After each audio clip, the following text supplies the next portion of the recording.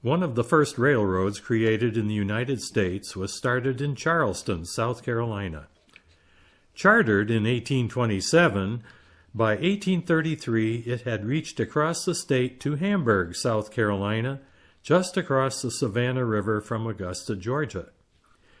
Its original locomotive, called the Best Friend of Charleston, went into service on Christmas Day, 1830, and was destroyed by a boiler explosion after only 6 months of service. A replica is on display at a special museum in Charleston.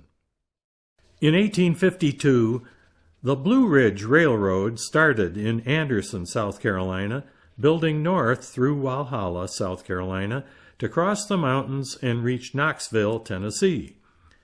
By 1859, the project ran out of financing and stopped. Ultimately, other segments of a line from Augusta to Anderson were completed.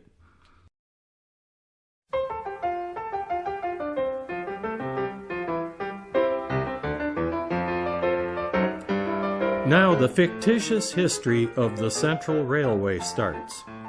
In our scenario, the Central picked up the Blue Ridge project in Seneca, South Carolina, and built eastward to Norris, South Carolina, where it turned northward, ascended the mountain range to Rosman, North Carolina, and thence eastward again to Brevard, and finally Asheville, North Carolina.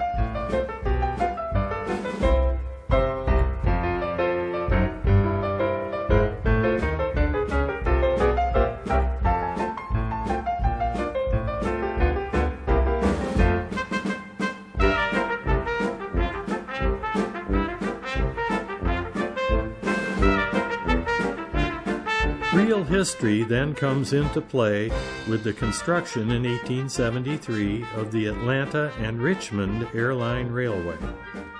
In our scenario, the airline avoided building parallel tracks between Norris and Seneca by gaining trackage rights over the Central Railway. Eventually, the airline became part of the Southern Railway system. The town of Central gained its name by being exactly halfway between Atlanta and Charlotte. Thus, the scope of the HO scale model railroad display at the Central Railway Museum features the main line of the Central Railway from Augusta, Georgia to Asheville, North Carolina, and a segment of the Southern Railway from Atlanta, Georgia to Greenville, South Carolina. The display depicts railroads and industry in this area in the year 1958. All the models on display are accurate scale models for that time period. We will now follow the route of the Central Railway from Augusta to Asheville. It is approximately a 200-mile trip between those cities on the Central Railway. The Central's passenger train, known as the Mountaineer, takes a leisurely 6 hours to make the trip. In HO scale, a mile is 60 feet.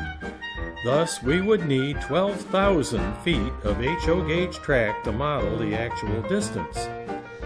Therefore, modeling 200 miles in HO scale requires a technique known as compression to allow our display to fit in the space allotted. The distance from Augusta, Georgia to Pendleton, South Carolina has been compressed to only 3 feet. Then it is only another 20 feet to Seneca, South Carolina, where the Central Railway has a sizable freight yard and locomotive facilities.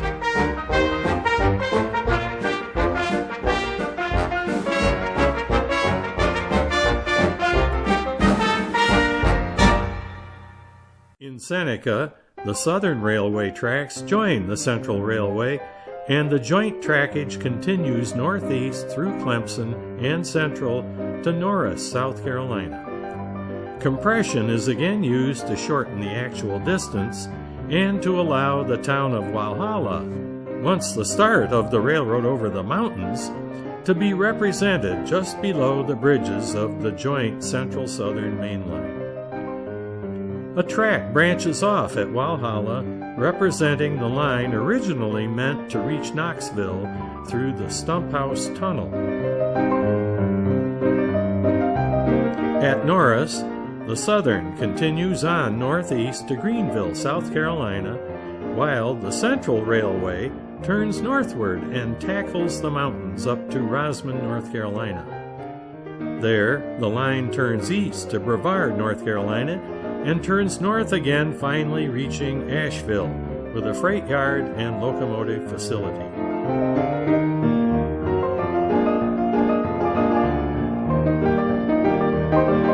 At Brevard, a short line railroad called the Brevard and Rocky Flats branches off to Flat Rock, North Carolina.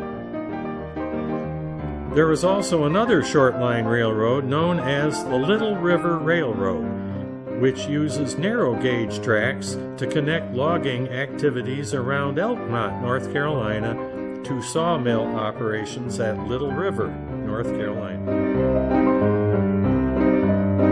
The HO scale display is designed to function as a real operating railroad. There are 79 industries with 357 car locations. Operating sessions are held once a month, featuring over 40 operating scenarios, ranging in difficulty from an easy run from Asheville to Augusta, or a complicated switching operation in the Peachtree Industrial District. The display also has trackage that allows 5 different trains to run continuously without supervision while the museum is open to the public.